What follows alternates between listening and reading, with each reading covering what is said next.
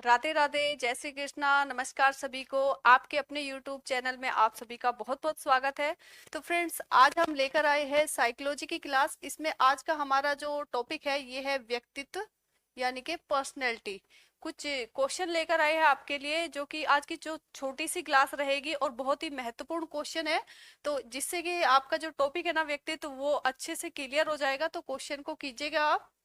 तो आज का हमारा जो पहला क्वेश्चन है ये है, व्यक्तित्व यानी कि पर्सनैलिटी शब्द की उत्पत्ति किस भाषा से हुई है। भाषा पूछी है। ऑप्शन में है ग्रीक, लैटिन, संस्कृत, फ्रेंच। तो देखिए, जो व्यक्तित्व यानी कि पर्सनैलिटी शब्द है, इसकी उत्पत्ति लैटिन भाषा से हुई है। नेक्स्ट,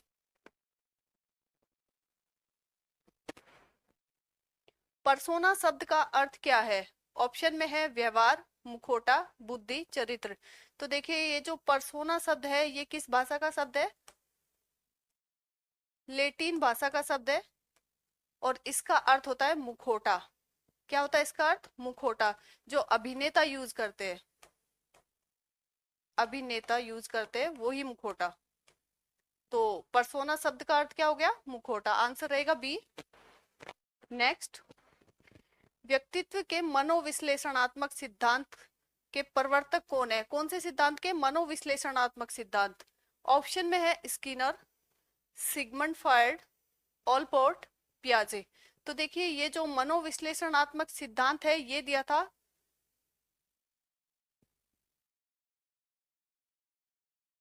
ये दिया था सॉरी, ये दिया था सिगमंड फ्रॉइड ने। और इन्होंने क्या बताए थे, मन के प्रकार। मन के प्रकार, कितने प्रकार, 3 प्रकार। कौन कौन से, चेतन मन, अचेतन मन, अचेतन मन,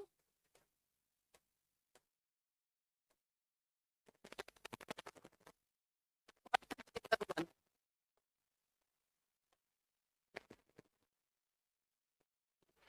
ये जो अचेतन मन होता है ये कितना होता है, मन का 1/10 भाग। और बाकी का 9/10 कौन सा होता है, अचेतन मन। सबसे ज्यादा भाग कौन सा होता है, अचेतन मन। तो मनोविश्लेषणात्मक सिद्धांत की बात करें तो ये किसने दिया था, सिगमंड फ्रॉइड ने। नेक्स्ट, फ्राइड के अनुसार व्यक्तित्व का कौन सा भाग नैतिक सिद्धांत पर कार्य करता है। कौन सा। ऑप्शन में है ईड, ईगो, सुपर ईगो। तो देखिए, ये तो है ही नहीं। इन्होंने कितनी परतें बताई थी मन की, 3 परतें। ईड, ईगो, सुपर ईगो। तो ईड को हम कहेंगे हिंदी में इदम, ईगो को कहेंगे अहम, सुपर ईगो को कहेंगे परा अहम, परा अहम। ये जो ईड है ये किस में पाई जाती है, बच्चों में पाई जाती है। शिशुअवस्था में ईड पाई जाती है। तो देखिए, ये किस पर आधारित है, इच्छा व सुखवादी सिद्धांत, सुखवादी सिद्धांत पर आधारित है। इसमें क्या होता है, मानव के अंदर, मानव के अंदर राक्षस छिपा होता है। कौन सी अवस्था है, मानव के अंदर राक्षस वाली अवस्था किस में पाई जाती है, शेषवावस्था में पाई जाती है। अगर बच्चे को कोई चीज चाहिए होती है तो वो क्या करता है, जिद करता है, बहुत ज्यादा जिद करेगा। और वो क्या होगा, उसको ना आंतरिक स्थिति और बाह्य स्थिति में अंतर करना नहीं आता है। उसको सिर्फ किससे मतलब है, अपनी इच्छा से, अपने सुख से। और कई बार तो वो इतनी जिद करता है, इस तरीके का व्यवहार करता है कि आपको लगता है कि मानव के अंदर क्या है, एक राक्षस छिपा है। राक्षस जैसा व्यवहार करने लगता है छोटा बच्चा। तो इसलिए कहा जाता है इसमें क्या है, मानव के अंदर राक्षस की स्थिति। दूसरा, ईगो की अगर बात करें, इसको हमने हिंदी में क्या कहा, अहम। और ये किस पर आधारित होती है, ये आधारित होती है वास्तविकता पर। वास्तविकता पर। इस स्थिति में आते आते, ईड से ईगो की स्थिति में आते आते क्या होता है, मनुष्य जो है वो आंतरिक स्थिति और बाह्य स्थिति में बैलेंस करना सीख जाता है, अंतर करना सीख जाता है। तो इसमें कौन सी स्थिति, कौन से सिद्धांत पर आधारित है, वास्तविकता के सिद्धांत पर। इसलिए क्या कहेंगे, मानव के अंदर, मानव के अंदर क्या होता है, एक मानव ही होता है। मानव के अंदर क्या होता है, एक मानव ही होता है, क्योंकि वो मानव जैसा ही व्यवहार करता है। बात करें सुपर ईगो की, तो ये किस पर आधारित होती है, ये होती है नैतिकता के सिद्धांत पर और आदर्शवादी, आदर्शवादी सिद्धांत पर आधारित होती है। मनुष्य के अंदर, मानव के अंदर क्या होता है, भगवान। कैसी स्थिति में पहुंच गया मनुष्य, परा अहम की स्थिति में, यानी कि उसका अहम क्या हो गया, यहाँ आते आते खत्म हो गया। अब किस स्थिति में आ गया, परम स्थिति में, यानी कि भगवान की स्थिति में वो पहुंच गया है। तो हमें इस क्वेश्चन में क्या पूछा है, नैतिक सिद्धांत कार्य करता है किस पर, तो हमने यहाँ पर पढ़ा है नैतिकता और आदर्शवाद, यानी कि सुपर ईगो। आंसर रहेगा सी, सुपर ईगो। नेक्स्ट,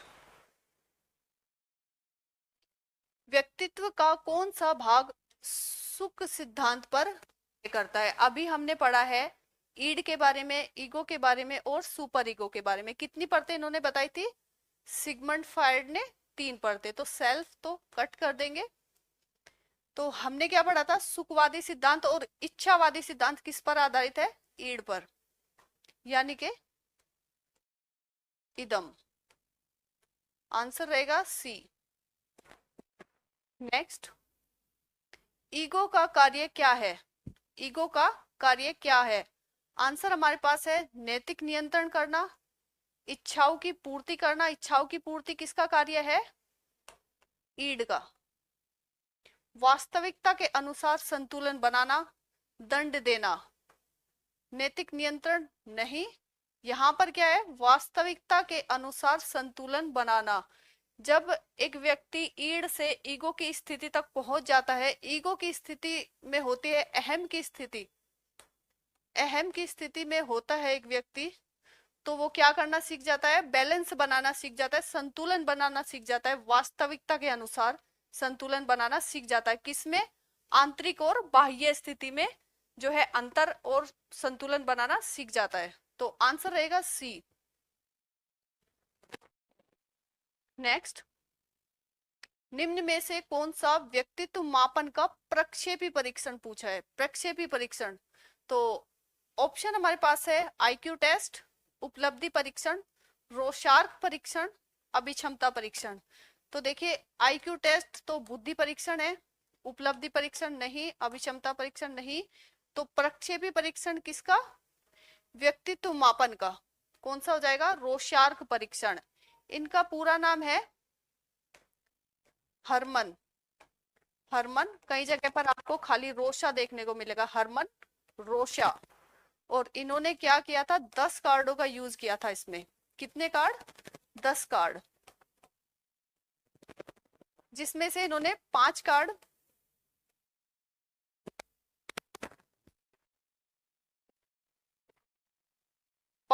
कैसे लिए थे, काले रंग के। 2 कार्ड काले और 3 कार्ड कैसे रंग के थे, विभिन्न रंग के, अलग अलग रंगों के, विभिन्न रंगों के। तो कितने कार्डों का यूज किया था इन्होंने, 10 कार्डों का। इन कार्डों पे क्या होता था कि शाही के धब्बे बने होते थे, तो अगर किसी बच्चे का, व्यक्ति का परीक्षण करना होता था तो इन कार्डों को दिखाया जाता था उन पे जो शाही के धब्बे बने होते थे उनको देखकर उनको कैसी आकृति, क्या आकृति दिखाई दे रही है, वो उनसे पूछा जाता था और एक कार्ड पर लिखा जाता था। इसके द्वारा ही, इन कार्डों के द्वारा ही जो बच्चे बताते थे कि हमें क्या क्या दिखाई दे रहा है, और जो लिखा जाता था उस कार्ड पर, उसके अनुसार ही उस व्यक्ति का या फिर उस बच्चे का जो है टेस्ट किया जाता था, परीक्षण किया जाता था कि उसका जो सामाजिक विकास है, सामाजिकता का जो परीक्षण है, बुद्धि का परीक्षण है, या फिर वो कोई असामान्य व्यवहार कर रहा है, उसका परीक्षण इन 10 कार्डों के माध्यम से किया जाता था। कैसे कार्ड? शाही धब्बा, शाही धब्बा परीक्षण भी इसको हम कहते हैं। तो कौन सा हो जाएगा इसमें? रोशार्क परीक्षण, प्रक्षेपिक परीक्षण यानी कि रोशार्क परीक्षण। आंसर रहेगा सी। नेक्स्ट, रोशार्क परीक्षण किस पर आधारित है? ऑप्शन में है चित्रपूर्णता। अभी हमने पढ़ लिया है कि शाही धब्बे परीक्षण शाही धब्बे पर आधारित है। किनका? हरमन रोशार्क का परीक्षण। नेक्स्ट, टेट पूछा है कि टेट का विकास किसने किया था? बीने तो बुद्धि परीक्षण से संबंधित है। स्किनर ने सक्रिय अनुबंधन का सिद्धांत दिया था। सिगमंड फ्रायड को हम अभी पढ़ चुके हैं, मनोविश्लेषणात्मक सिद्धांत इन्होंने दिया था। बात करें मरे और मार्गन की, तो टेट किसने दिया था? मरे और मार्गन ने। इसमें क्या किया था? इन्होंने लिए थे 30 कार्ड, 30 कार्डों का प्रयोग किया था, जिसमें से 10 पुरुषों के 10 पुरुषों के लिए प्लस 10 महिलाओं के लिए यूज होते थे, महिलाओं के लिए, और प्लस 10 दोनों के लिए।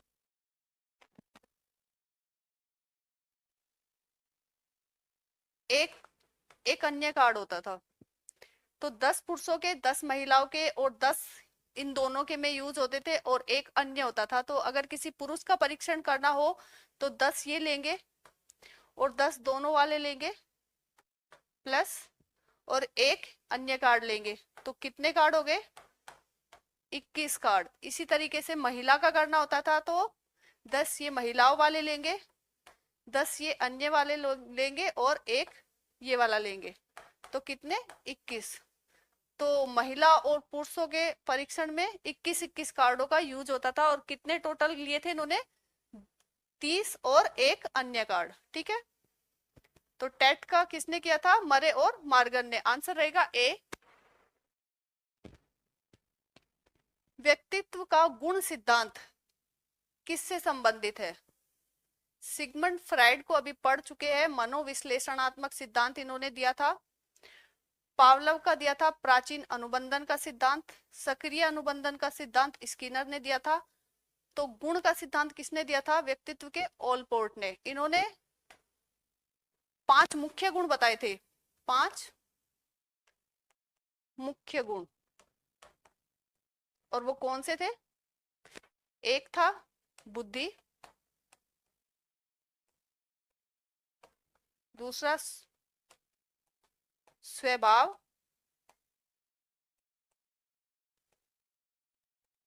तीसरा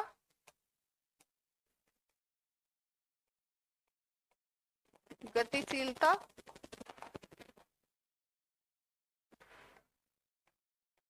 आत्म अभिव्यक्ति,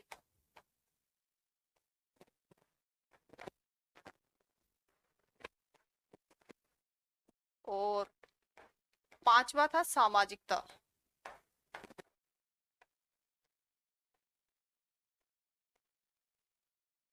कितने गुण बताए थे ओलपोर्ट ने? व्यक्तित्व के 5 गुण मुख्य: बुद्धि, स्वभाव, गतिशीलता, आत्म अभिव्यक्ति और सामाजिकता। तो आंसर रहेगा बी, ओलपोर्ट। नेक्स्ट, ओलपोर्ट ने व्यक्तित्व गुणों को कितने भागों में बांटा है? अभी हम पढ़ चुके हैं, ओलपोर्ट ने 5 भागों में बांटा है। नेक्स्ट, चरित्र और व्यक्तित्व में मुख्य अंतर क्या है? कोई अंतर नहीं है, ऐसा नहीं हो सकता कि कोई अंतर नहीं है। व्यक्तित्व केवल बाहरी रूप होता है, गलत। दोनों समान होते हैं, बिल्कुल गलत। चरित्र नैतिक पक्ष है। चरित्र कैसा पक्ष है? नैतिक पक्ष। जबकि व्यक्तित्व कैसा होता है? संपूर्ण पक्ष। आंतरिक, बाह्य, नैतिक, सामाजिक सभी पक्ष इसमें क्या होते हैं? सम्मिलित होते हैं। तो व्यक्तित्व कैसा होता है? संपूर्ण पक्ष। और जबकि चरित्र क्या होता है? नैतिक पक्ष। आंसर रहेगा बी। नेक्स्ट, अंतर्मुखी व्यक्तित्व वाले व्यक्ति सामान्यतः कैसे होते हैं? ऑप्शन में मिलनसार, बिल्कुल नहीं, ये तो किसका गुण है? ये अंतर्मुखी वाला पूछा है इन्होंने, तो ये कैसा है? बहिर्मुखी का गुण है। शांत एवं संकोची, अत्यधिक आक्रामक, नेतृत्व करता होते हैं, बिल्कुल नहीं, ये कौन होते हैं? बहिर्मुखी होते हैं। तो अंतर्मुखी व्यक्तित्व का गुण कौन सा है? शांत और संकोची। कैसे होते हैं ये?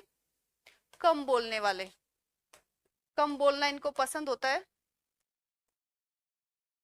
लोगों से कम मिलना जुलना पसंद होता है, कम मिलना, अकेले रहना पसंद होता है इनको, अकेले रहना,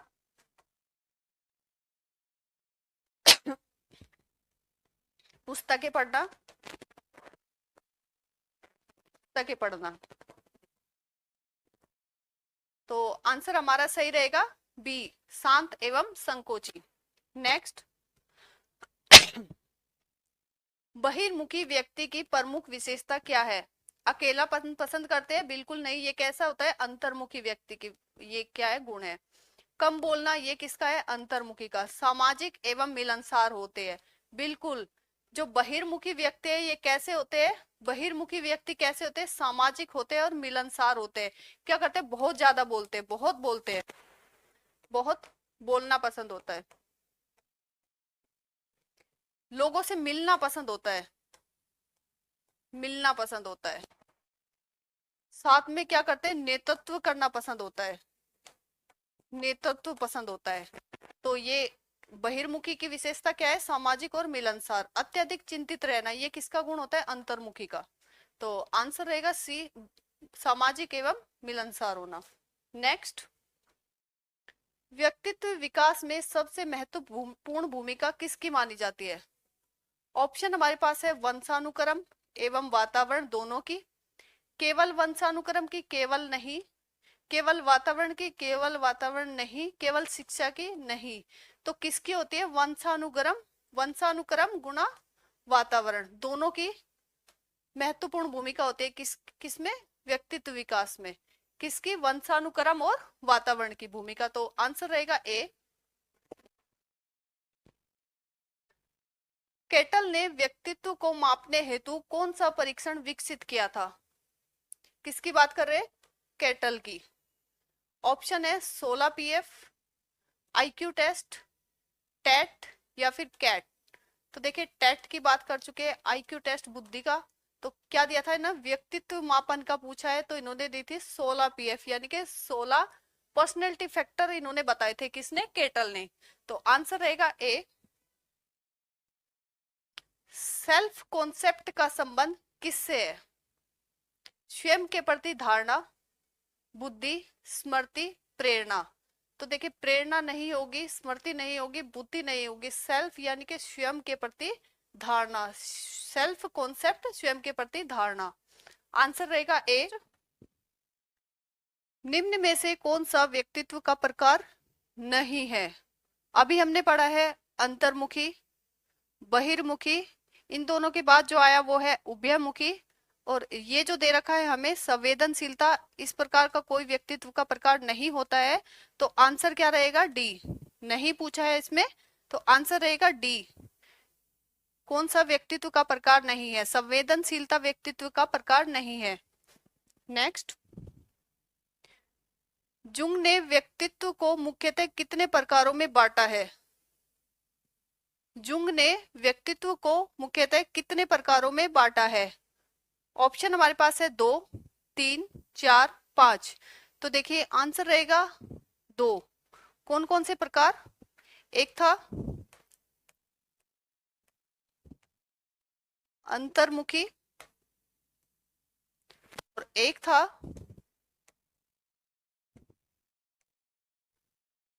बहिर्मुखी। तो जुंग ने कितने प्रकार में बांटा है? 2 प्रकार। कौन कौन से? अंतर्मुखी और बहिर्मुखी। आंसर रहेगा ए। नेक्स्ट, व्यक्तित्व परीक्षण का उद्देश्य क्या है? उद्देश्य पूछा है किसका? व्यक्तित्व के परीक्षण का। ऑप्शन हमारे पास है, केवल बुद्धि मापन करना, शारीरिक शक्ति जानना, व्यक्ति के व्यवहार गुणों का अध्ययन करना, या फिर केवल स्मृति का अध्ययन करना। तो देखिए, ये हमारा आज का लास्ट क्वेश्चन है, तो इसका आंसर आप हमें कमेंट बॉक्स में बताइएगा। आज की क्लास आपको कैसी लगी है ये भी जरूर बताइएगा। चलिए मिलते हैं आपसे नेक्स्ट क्लास में, तब तक के लिए बहुत बहुत धन्यवाद।